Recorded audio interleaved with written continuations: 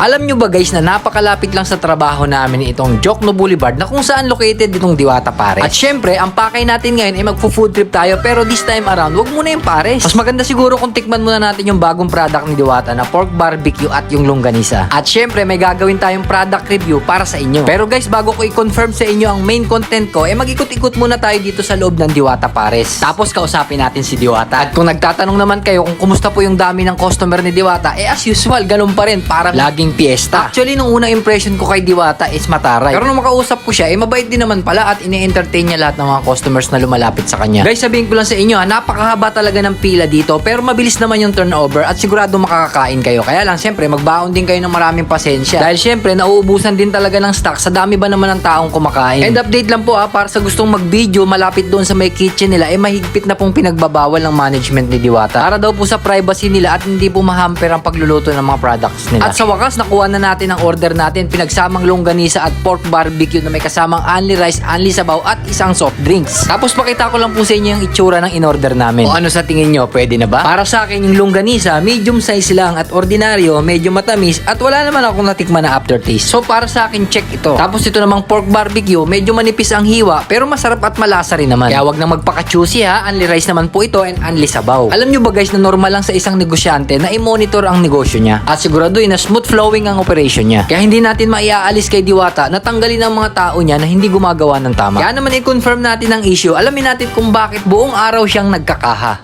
Good morning. Wala, sige anak ko eh. Isa lang ko cashier ngayon. Ang mungkin sa mga cashier ko, tinanggal ko na. Star 100. 120 ang rice natin.